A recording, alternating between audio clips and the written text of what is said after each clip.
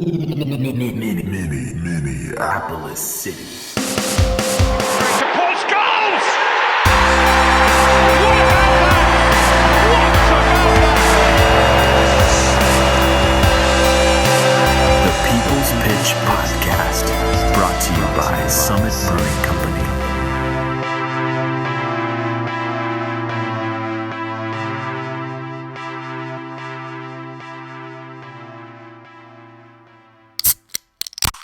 Whoa. Well. Look what we have here. Hello, soccer fans. This is the People's Pitch Podcast, the official podcast of your best soccer friends, Minneapolis City Soccer Club. Well, maybe we're your soccer worst enemies, whatever.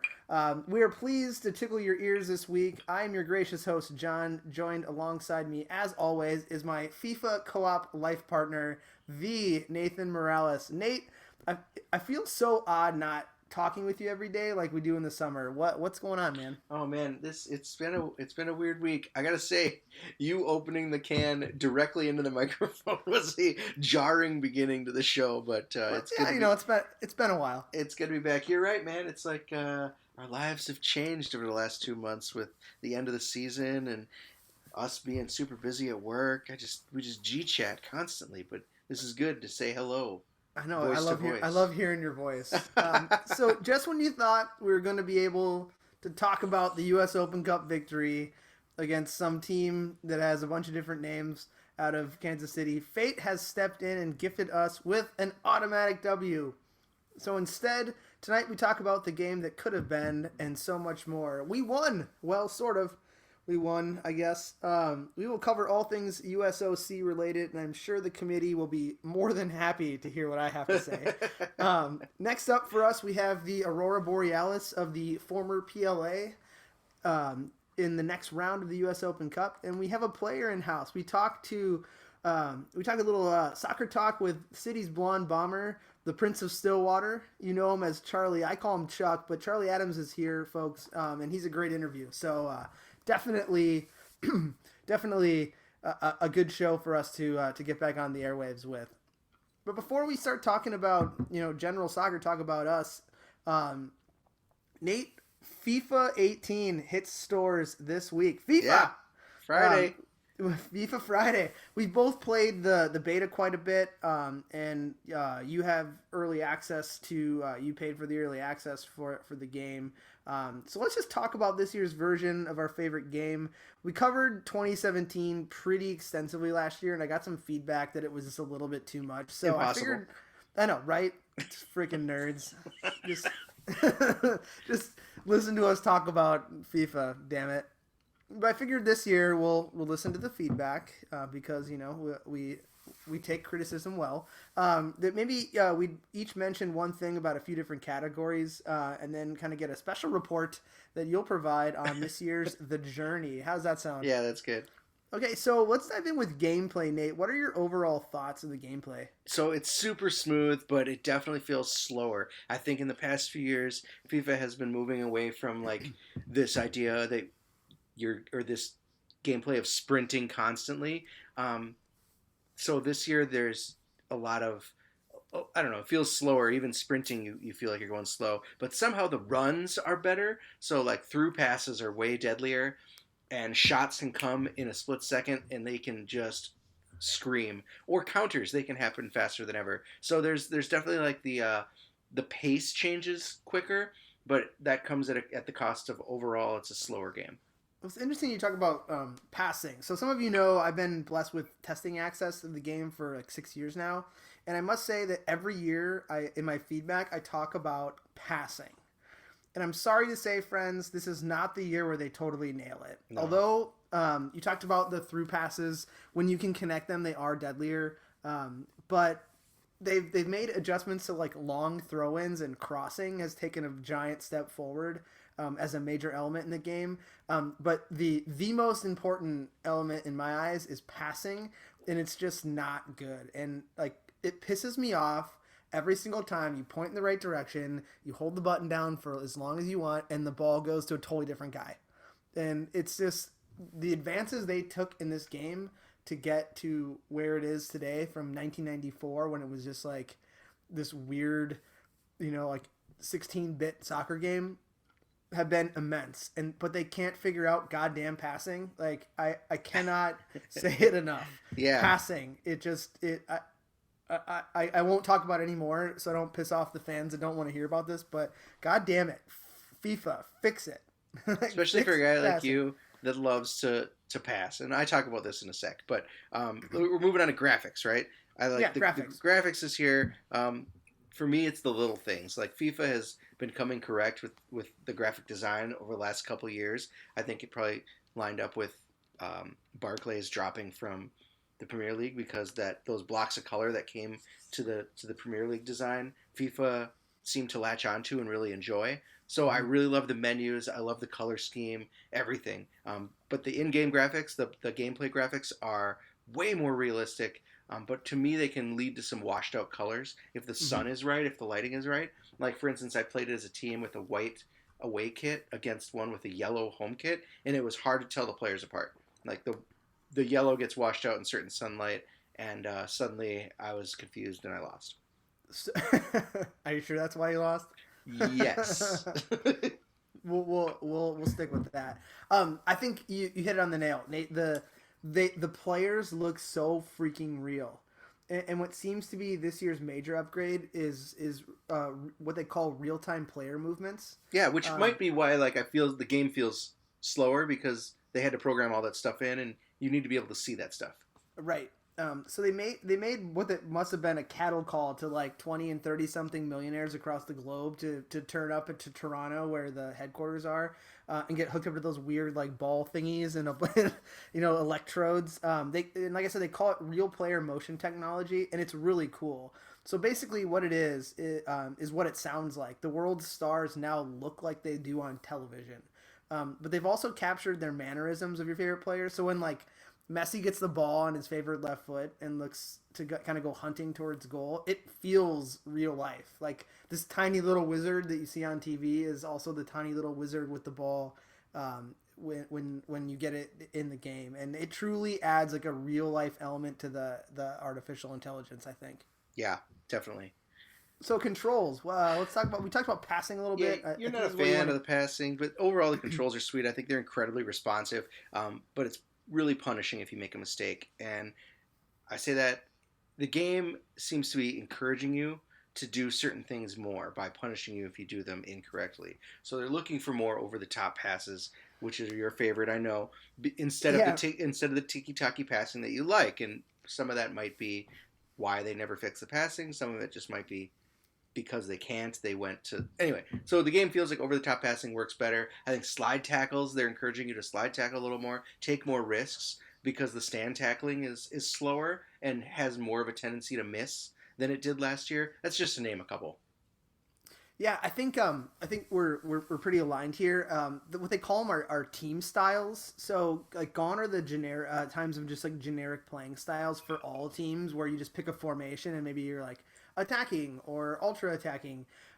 You can now play with specific styles to specific teams. So like Barca and Bayern play their kind of tiki-tac style. And when you're using those teams, you feel like part of what you see on Saturday and Sunday when you watch them on TV. Yeah. It was a really nice ad because those players respond well and are actually in better positions. And I think that from, kind of getting to this point in our conversation, you can hear from what we've said on the other pieces that it's all kind of aligning together. People are where you should expect them to be, but you can also adopt these playing styles with your average team. So all the homers out there that think that they can that Minnesota United can actually play like a good team on FIFA just because you're good at it, you can adopt those traditional styles of more storied clubs like Barca and Bayern with Minnesota United, and it does make them a little bit better, which I thought was a little bit interesting. Oh, I have to check that out. I had no idea. It was part of the testing process that I went through. Oh, they give you.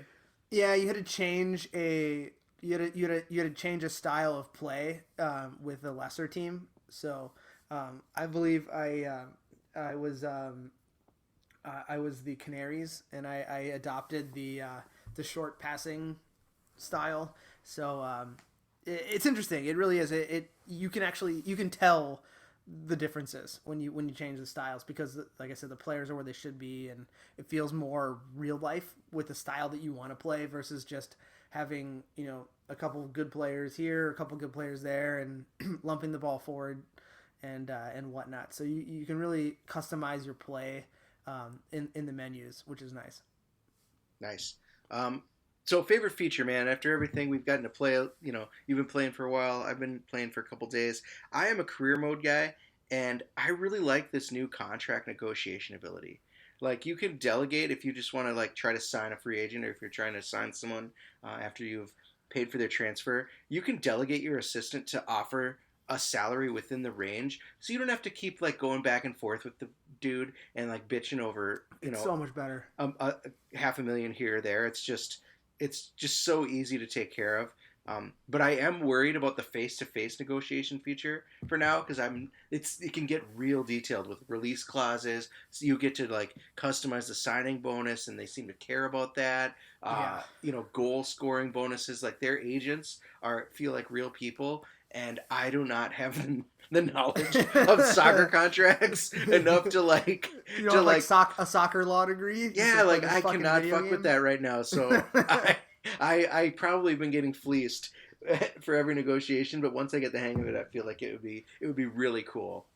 My favorite feature, I kind of had it in controls, and I flip-flopped them while we were talking.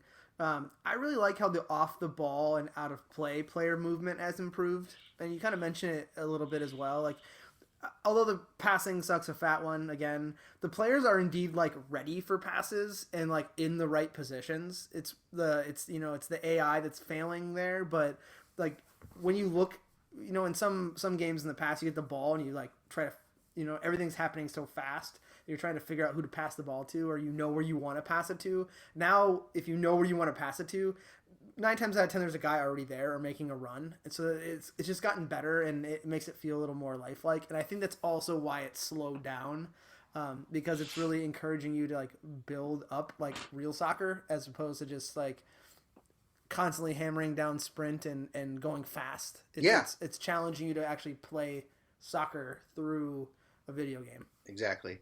So one thing you haven't got a chance to try, John, they didn't give you too much opportunity, was the journey.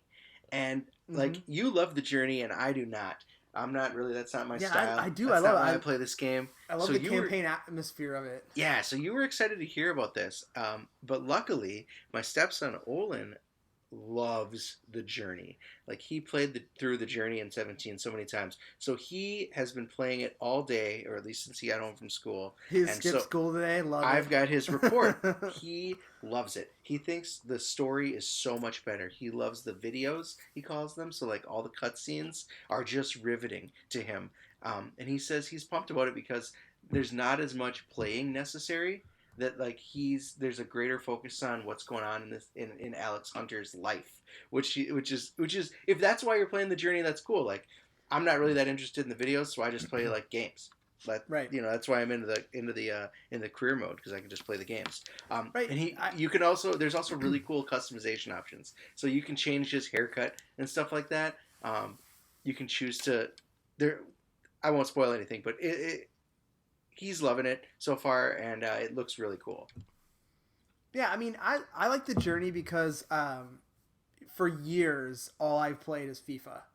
And every now and then I'll throw in, like, a racing game or, like, Call of Duty or something like that. And it's just to kind of clean the palette of just playing FIFA all the time.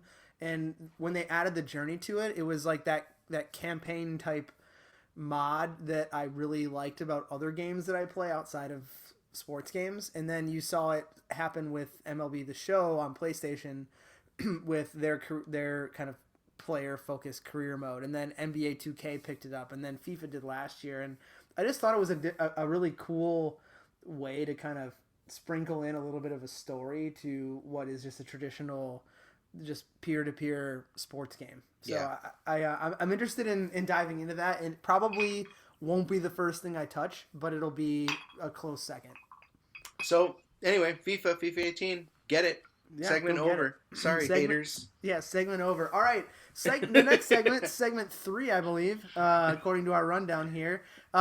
Minneapolis City versus the Santa Fe Wanderers. Well, Nate, the last time we spoke about a week ago, I was fully expecting to be recovering from a weekend in my Las Vegas, which is Kansas City. I was supposed to be there to witness the U.S. Open Cup game between Minneapolis City / Stegman Soccer Club. We'll make that little caveat. And the Santa Fe Wanderers. Instead, I stayed home and I built shelves in my workshop. So awesome. Thanks a lot. So what you might be wondering, folks, what happened? So what happened? What had happened? What had happened was, for some of you who don't have the opportunity to kind of look under the hood when it comes to this stuff, like I do, and like Dan and Sarah and Nick do, and a couple of other people that are helping us out, like Cole and Dan Warner, who are helping us out with this year's team. So what happened is you need to run players through a process at which you through USSF to the Federation of clearing some foreign players. And early indicators are that one, they just didn't have enough players to field a team. So they put in for the opportunity to have a team in the tournament, paid the fee, put in to host like we did. We unfortunately were shoved one right in the wrong hole, and we had to go to Kansas City on a Sunday, which we were able to change to a Saturday. But the team itself didn't have enough players, and early indicators are that the international clearance that they don't have to go through in the league they play in was not familiar to them, and they just didn't have the ability to field a team. So that totally sucks. As far as when we found out about 4 days beforehand, so not last minute, but when you're talking about traveling and getting a coach bus and booking hotel rooms and getting guys who had to leave on Friday off of work, or guys that work on weekends to clear their schedule, it was kind of a huge fuckus for us, because we could have easily hosted and have a turnkey solution for that, because we're well organized. And it just sucks that U.S. soccer is so dysfunctional that they don't recognize that. They don't give a shit who's organized, John. Right? Like, and being that this is the second oldest tournament in the world, like, get your shit together. Like, seriously, I don't fully blame the Federation on this, because the other team was a team that it was their fault. Yeah. why we didn't play. But you got to have some sort of vetting process. Like, can you actually do this? Like, we're expecting players and fans from, like, with our organization, we'll travel strong with, at least 10 people, right? Not to mention family or friends that are in the area that would come to the game, that would support us. But we're traveling pretty strong, and we have to set that up. And it's a lot of work from someone like Sarah's perspective to have to just, like, hit reset on that, and then, like, now what kind of thing. And there's a lot of dollars that are connected to it. For a club like us, it just kind of sucks. So that's kind of the skinny, folks. Like, don't blame the Federation 100%, but if they had their act together, we would have been hosting, and we've been hosting a team that would have the ability to field a team 1 and travel 2. So whatever. Yeah, man. I mean, it's disappointing, because I would have liked to see how the new guys looked, but we will get a chance to see them again. Minneapolis City moves on, or Stegman's, I should say, moves on, and we will be playing our old cross PLA friends, the Aurora Borealis. Yeah, steamed clams. John, ours was not the only fixture that was decided by forfeit, and in fact, it seems to have been an epidemic, especially in our region this last round. Ann Arbor advanced over PLA runner-ups, the Carpathians, by forfeit, which is strange, because they finished in second place in the PLA behind Milwaukee Bavarians. There's a great Cedar Rapids team in the PLA. So it's strange that the Carpathians didn't have their shit together enough to play, but whatever. And our next opponent also advanced via forfeit, Aurora Borealis. So details are still in the works, but we're going to be traveling to Aurora, Illinois, home of Wayne's World, the weekend of October 21st and 22nd. Probably playing that Sunday afternoon, but we're still trying to negotiate that, right? Mm-hmm. Yeah. So let's talk a little bit about Aurora. We never really talked about them much last season, because they weren't in our division, they were out east, but they have moved to the PLA West, which is no longer the PLA anymore after the merger, but, whatever. So they played the PLA West. Whatever. Soccer's weird, right? Yep. So they played the PLA West this year, and they finished 2-1-7. So 2 wins, 1 tie, 7 losses. And so it's anyone. I think anyone's guess is as good as mine as far as how they qualified for this tournament with a fucking record like that. But I'd be willing to bet it was through some wizardry that we also may have employed. Who knows? But this year was the second year that they finished 2-1-7 after moving from the PLA East, like I said, to the West. So instead of last year getting trounced by Carpathia and Adria and Oakland County, this year they had the privilege of getting trounced by everyone in our old division, like the Bavarians and Cedar Rapids and even Madison occasionally. Madison finished 4 points ahead of them, and only the PLA newcomers, the Elgin Pumas, or the Pumas, who finished with 3 points, and Eris-like Grand Rapids Ole with 0 points finished lower on the PLA table. And in fact, Grand Rapids Ole did worse than Eris because I think Eris got that one draw. They did. 1 point. So, we know the PLA well. We know the type of competition that we could have expected out of a top-tier PLA team. And on paper, this is not a top-tier PLA team. So, that's not to say that they're going to be pushovers, because we know that they could be adding players as we speak, much like we have, and the Aurora team that we face next month could be very different than the 7-point team that had taken the field this summer. But technically, Nate, they can't be fielding players as we speak. They could have fielded players before we spoke. Right. That's a great point. I want to clarify that. But so who knows? Right now their website has about 12 players, if that, on their website featured. If you go to their roster, you only need 11, Nate. Yeah, it's true. So maybe they're just the most amazing players in Aurora, Illinois. Maybe we are in for a treat. But either way, we're going to find out October 22nd, John. I will be there. I'm bringing the family. We can't wait. Nice. I will definitely be there, as I'm on the coaching staff this year. So, yeah, I can't wait. I was super bummed because I not only did I buy a plane ticket to fly to the game because of a work conflict to Kansas City that I had to eat. Now I have the ability to ride the bus with the team to go down to Illinois. So you have the privilege. Yep. So the logistics and the details are still coming, folks. Stay tuned to all things city from a social perspective, and on our website that'll be broadcast out as soon as we have anything. You will have it. It's been a while since we chatted a player up on the podcast, but we've got the Prince of Stillwater, Charlie Adams, joining us for a bit tonight. So get pumped, people. Charlie came to us a little over a year ago during our first Open Cup run, and boy, are we glad he did, as he stuck on with us this past summer and is a key part of both our team on and off the field. Chuck, thank you so much for joining us tonight. How are things going, man? Things are going great. Thanks for inviting me in. Anytime. I got nothing but time for Charlie Adams. The Prince of Stillwater. The Prince of Stillwater. Apparently that's her new nickname. So, Charlie, how did you exactly fall in with Minneapolis City last fall? Was it literally me just sending you an email as a referral from Matt Elder, introducing myself to you and like our crazy idea of taking on the U.S. soccer in this tournament?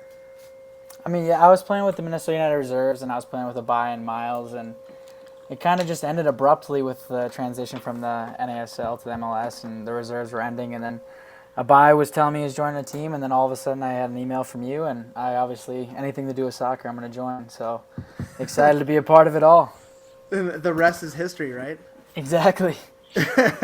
So I know quite a bit about you and your soccer background, but perhaps we dive into your resume a little bit for the folks that only know you as the Prince of Stillwater, bombing down the right side of our defense. So, as noted, you're a Stillwater native, and you put in some serious work in high school on the pitch for the Ponies, correct, of Stillwater yes, High School? I'm a prince and a pony, I guess. That's awesome. So you were a two-time All-State selection, All Midwest region. I assume your senior year. Yep, my you senior won, year. You won 2 conference championships and were the second best looking bridesmaid, coming in third in the state championship your senior year. Correct? Correct. That is correct. Fun fact. Fun facts. And then after being a pony for 4 successful years, you traded that in. You traded in the mini horse for Gus the Lion for another successful 4 years at Gustavus Adolphus, where you were named captain both your junior and senior year. You were a 2-time All-Region player, 2-time All-MIAC, Team Rookie of the Year, which I presume was your freshman year. Don't want to be presumptuous. So. Yeah. I hope so. You were a 2-time MIAC regular season champ, a 2-time MIAC tourney champ, and you represented Gustavus in the NCAA tournament 3 years out of your 4, which is very impressive. You were also this past season one of 4 Crows, yourself and Martin named to the starting squad, and Goose and Miles on the subs list to be recognized as the team of the year by the MPSL Northerner MPSL Northerner blog. And from a coaching perspective, you are currently a member of the staff at Gustavus, serving as a graduate assistant. You have a great set of Kennedy hair, and last but not least, you are currently undefeated with a lifetime record in the U.S. Open Cup. Did I forget anything? I think that's everything. That's everything. Any of those things kind of stand out to you from an accolade perspective that you really are proud of?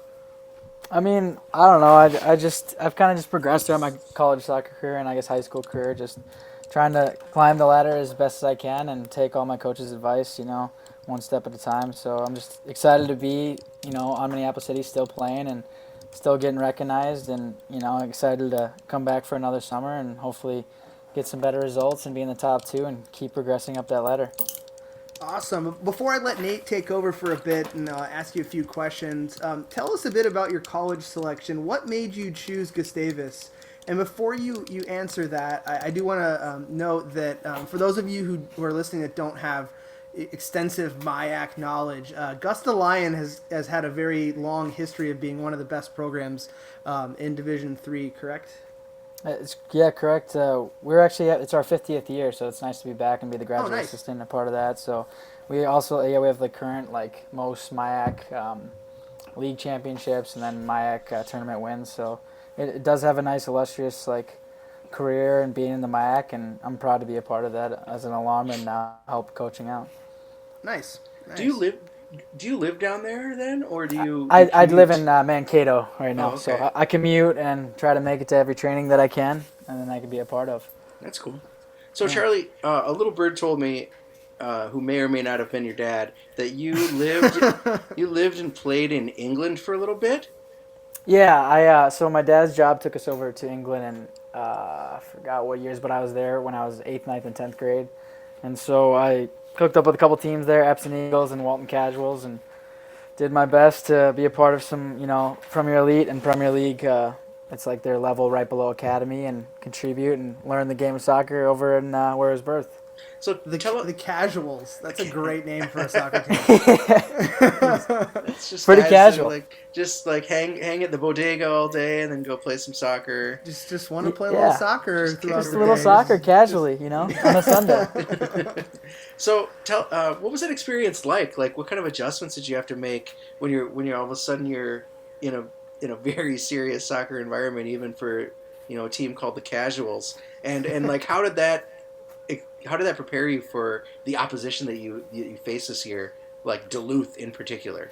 Yeah, I mean, when I got over there, it was a big culture shock, and I obviously knew I loved soccer, but jumping into, because I originally played with Epsom Eagles, it was pretty rough, blue-collar team, and kind of scary, obviously, and I knew I loved the game, but it definitely was a reality check coming in there and not, having the weird, obscure accent and a different style of play, and I obviously had my baby face, Chuck, just stepping onto the field, trying to fit in, and it definitely made me grow up pretty quick, but it definitely, playing Duluth, it kind of brings you back to playing a team basically all, from the United Kingdom, and hearing all those accents, and it's definitely a different style of play. It's very aggressive, a lot of tackles, and Duluth definitely is the epitome of that. So Yeah, I mean we talked Long ball up top to a good forward, and then everyone else kicks the shit out of you. I was gonna say we more talk about like their just physicality and the bullshit that they pull on the field, and how it gets a reaction out of a lot of our players. But you pretty much keep your cool when you're lining up against them and give as good as you get. Yeah, I mean it is kind of like an act. They love making a deal with every ref, every tackle. They try to spit stuff into your ear every tackle, saying they're going to break your legs, and it's just kind of all nonsense. It's all just all this. They're breathing air, and you kind of just have to kick on and go on with it. Because multiple times in England, I got called a number of things, and I just had to ignore it and try not to talk in my American accent and just keep loving the game and play to the best of my ability. Wow, that's bizarre. Yeah, it was scary. The first year was definitely difficult, but then after I had played for a year, the second and third year I used to get used to it, and you just it becomes second nature. Huh. So when you joined Minneapolis City from the Minnesota United Reserves, was there what differences did you find between our club and your old club, and was there really anything that caught you by surprise? Back in England? No, I'm talking about here, like when you joined Minneapolis City, because weren't you? Didn't you say you were at the Reserves, United Reserves? Yeah, the Reserves. Yeah, just the people that are involved. I feel like it was cool to be in that environment and be affiliated kind of with the first team. But joining Minneapolis City, like you said, it's the people's club, and you guys spelled that. Like everyone loves each other. Like coming to training is like the best part of my day, and I love just 1 year with being with everyone. I feel like I'm connected, and I think we all love each other and want to do the best for one another, and it's a good environment to be involved in. How has this team changed and come together? Speaking of loving one another, want to do the best for each other. Like how has the team changed and really come together from when you joined in advance of last year's Open Cup up until this year's run?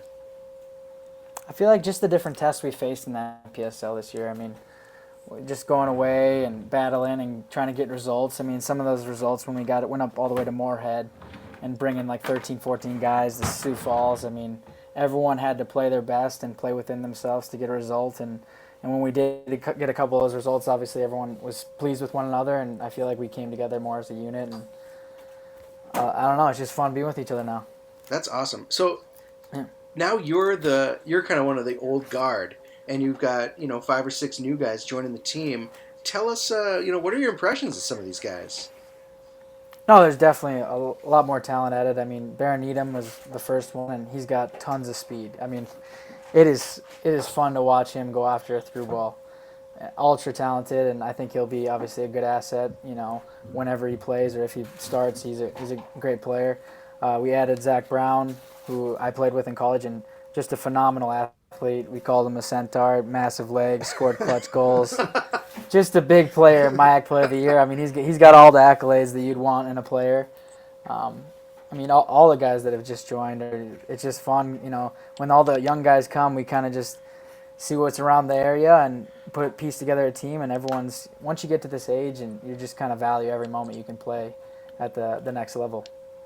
What do you think it's going to take for this team, as it is, to make a deeper cup run? We're kind of in uncharted waters here, where we're hopefully staring down an inferior team in our next round, and we could play another 2-3 games here in this U.S. Open Cup tournament. What, like I said, what do you think it's going to take to go a little farther? I mean, I think like we did in the summer, we were a very good possession-oriented team, but we just didn't. I don't know. We didn't get on the score sheet as much as we want to. We didn't have as much initiative to get into the attack and take chances. And I feel like we've been working really hard in training to go forward and force the issue and take our chances and be a little just more creative in the attack. And I think that will help us. And last year in the U.S. Open Cup, we had all these chances and we looked the better side, but we went all the way to overtime again. We made it hard for ourselves. So I think if we can be a little more creative in the attacking third and be a little more direct at times, as much as it's not pretty, I think we can do a little better, get our result, and keep going and moving on. Let's hope so. Let's hope so. I do have one quick question here before we get into the real fun part of the interview. Was I the first coach you had that put you at outside back Because I know it's not your favored position, but I feel like within our system, whether it was last year in the Open Cup or in the throughout the summer season, your abilities as a player really fit well in the back. And the NPSL Northerner noted it too that when they selected you in the team of the year, saying that you're the diminutive center midfielder turned fullback, who was key to our team this year. A positive presence that was always part of the buildup, as well as looking to overlap and come inside as an option with the pace to recover. And the last piece was a true attacking fullback. So back to my initial question, was I the first person to ever put you there? I've had bit roles at right back, but never like a full season. So I could say you are the first true coach to stick me back there and keep me back there. Which, I mean, to be honest, I'm enjoying it. I played basically a defensive center mid role my kind of whole life, and I've enjoyed that. You get a lot of the ball, you get to control the game, but you just get a different kind of feel out there. You get to attack. I like to defend, and I have a decent long ball, so it kind of fits a lot of my attributes, and I've enjoyed it every game. Man, I really broke down those schematics pretty well then, didn't I? You did pretty well. Pretty well. I'm enjoying it. Well, now is the time for the world famous Lupient Speed Round. It's been a real hot minute since we did one of these, but I'm super excited. The Lupient Automotive Speed Round is brought to you by the fine folks at Lupient Automotive. When you pull up to a red light, do people look at you the right way? If not, it's because your car sucks. Stop on down to Golden Valley and let Jimmy Loops and friends help you get into a better ride. Visit Lupient.com for all things car. All right, Charlie, so here's how it goes. The speed round is 10 questions. We may not move on to the next one unless you give an answer, so no pressure there. No pressure at all. There's no lifelines, but if you need to take a second to stretch, or you need to take a water break or something, we can do that. Otherwise, I'm ready to dive in when you are. I'm ready. I'm ready to dive in head first. Okay, so question number 1. What is the third letter in the NATO Military Phonetic Library? Alphabet, sorry. Charlie. Okay. Number 2. Speaking of 3 things, our third president, Thomas Jefferson, died on the 4th of July, on the same day as our second president. What was the second president's last name? Adams. All right, so nice. Hopefully you're picking up the theme there. I'm enjoying the theme right now. Players rarely know that the first 2 questions are their name. It's so funny. Yeah. I'm doing all right. I paused for a little bit. That's okay. You picked it up. Question number 3. Earlier in the show, we talked a little bit about this being the week where FIFA 18 is released. Who's your go-to team in a FIFA versus match? Now that the Loons are on there, I might have to go with the Loons, but I've always been a Manchester United fan, so I would love to try out the new lineup, and with all their success, I'd probably choose Manchester United. I can speak from experience from gameplay already that you're really going to enjoy it then. So good. Perfect. I'm excited. All right, question I got to buy that. Big Mac or Whopper? Probably Big Mac. Big Mac. Why? Why would you choose the Mac? I haven't been on, I don't know. I haven't been to a Burger King in a while, and I feel like they're getting, a lot of them are just going out of business, so I'm gonna stick with the Big Mac. Even not on those lonely rides back to Mankato after training, you don't just get a little hankering when you pass the truck stop with a Whopper. That's true. I've done it once or twice. Okay, so everyone gets one of these in the speed round. It's a would you rather question. Would you rather be able to quickly move through and breathe in outer space or underwater? Ooh, that is a tough one. I probably would choose underwater since we're already on this earth, and going outer space, I don't know what I'd do up there. Probably cool to just be underwater and see all the fish, and I don't know. That's a tough one, actually. And I know you really like mermaids, so... Oh, yes. I'm a big merman and mermaid fan. Yeah. Definitely. All right, you pinpointed me. Number 6. What's been your best moment so far as a member of Minneapolis City? I don't know. It was fun just joining you guys and being on the Open Cup squad, and it was a big success. Just winning that first game, even though we didn't get to contribute or go on to the next round and play and hopefully do better. But it was just fun being around in the locker room, drinking Summit after the game, and putting together a 120-minute performance. And and we're the Asterix 2017 U.S. Open Cup champions. So exactly. There's also that. Number 7. You have what some could call the soccer equivalent to Allen Iverson's killer crossover with the step over move that you do. If you had to give that move a name, what would you call it? The Chazzle Dazzle.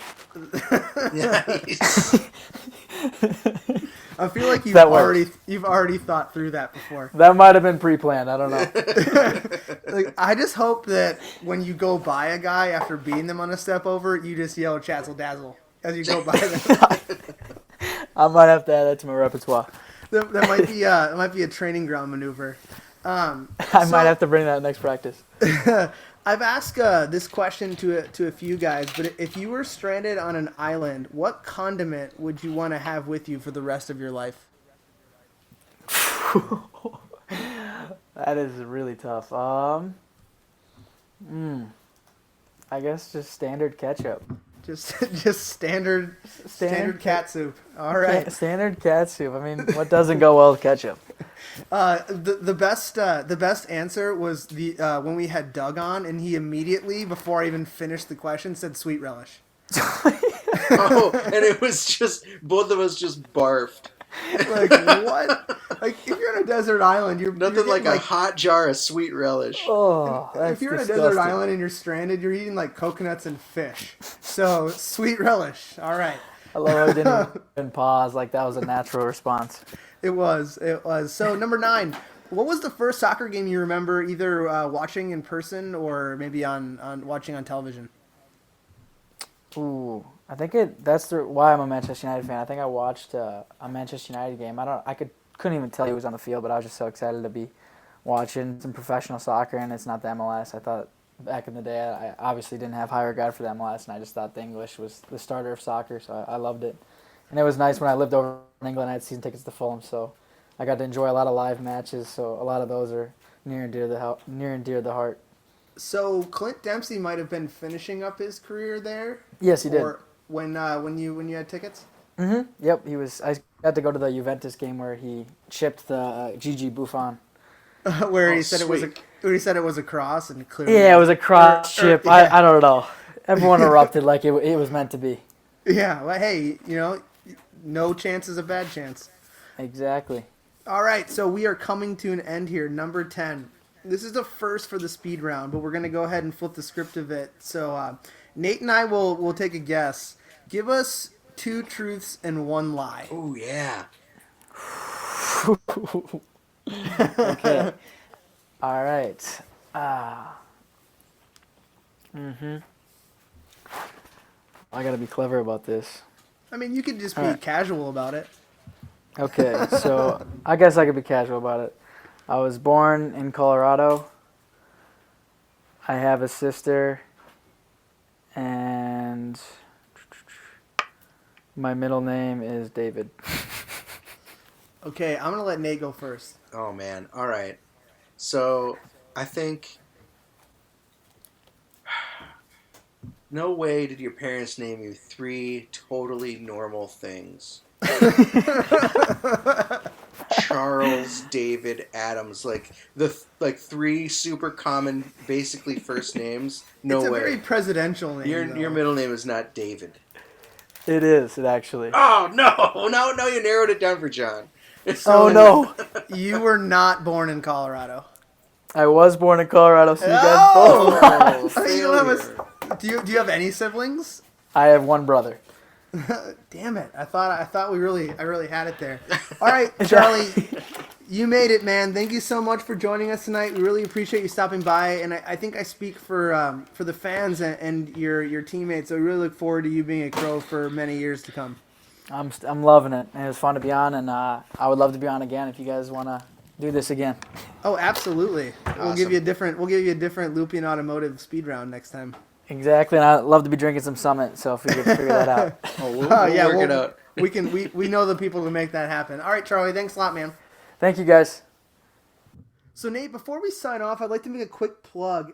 As you know, folks, there are people who are still in a really bad spot as a result of the recent weather-related natural disasters that have been kind of hammering all over the globe. Our colleagues over at the podcast Sock Takes have put together a GoFundMe page with the goal of raising $20,000 for those associated with Puerto Rico FC of the NASL. So basically, I won't belabor the details. We'll get to those, but all of the funds raised will go towards staff members and players who need financial assistance as a result of their terrible misfortune. So please consider going to the description of this podcast. We'll insert the link there. You can go to it and read it, and any little bit helps. I know that the team is actually owned by Carmelo Anthony. That does not mean that folks at Carmelo Anthony, being a millionaire basketball player, is going to just be writing checks for people to rebuild their houses. So yeah, this is going to benefit it's the NASL, folks. So it's like right. So it's like if Minnesota United last year got hit by a hurricane. So Bill McGuire's not writing checks for for Christian Ramirez to rebuild his house. So obviously, or Jamie Watson, yeah, or either of the Colemans. So this money will go to helping those folks that really are in a bad spot. So yeah, Puerto Rico is fucked, everyone. Like there is no power, there's no running water. It's 90 degrees at night down there, and the mosquitoes are nuts. Like Puerto Rico is in awful shape. So even Pitbull is sending private planes down there to get people out of Puerto Rico. Yeah, Mark Cuban and one of his players, his name escapes me, who's Puerto Rican, they went down there and they're trying to help too. So again, every little bit helps, and it's going to help out another brethren of the game. So consider checking out our description and clicking on the link and doing what you can. No donation is too small. Indeed. Well, that is all for tonight's show. Thank you, as always, to our sponsor, Summit. John has been enjoying one throughout the course of this podcast. Yes, I have. They have helped us fuel our fire on game day, and they can help you, too, for whatever fire you need to put on or out. Get on down to your bar or liquor store and partake immediately in the delicious Summits. It's Oktoberfest season, so they've got that delicious suds. Minneapolis City memberships for 2018 are available now. $50 is going to get you a ticket to every home game next year. Any home game for a U.S. Open Cup that we might end up with, because you never know. The 2018 member scarf, which is yet to be designed, a member card, and, of course, a place at the table in Soccer Valhalla. Make it happen. This is the cheapest it's going to be. You should do it, especially before we ramp up into the holidays. Head to mplscitysc.com and check it out. So we love to give back, as we've just pointed out, and we need the help and support of the people. If you're looking to align yourself with a fine group like us that loves to give back, Minneapolis City is a 501c3 that does good on and off the pitch. Of course, every donation to Minneapolis City is fully tax deductible, so consider giving to the club that gives back. This week, I can understand if you don't. If you want to give to Puerto Rico, I accept. If you want to get a hold of us, we have made it super easy. Just send us a note on Twitter. You can hit us up at The People's Pitch, or email us if you feel like it, mcscpodcast@gmail.com. All of your questions, comments, and concerns are welcome, except for you people who think we shouldn't talk about FIFA 18. And finally, as always, you can hit the club up. If you want to talk to Minneapolis City, you hit them up at MPLS City SC. That is all for this week. We're going to let our house band Go Get 'Em Tiger take it away with We Live in the Pines. Hey, thanks for being our people. I'm Nate. That's John, and we are out of here. Hoops in Michigan.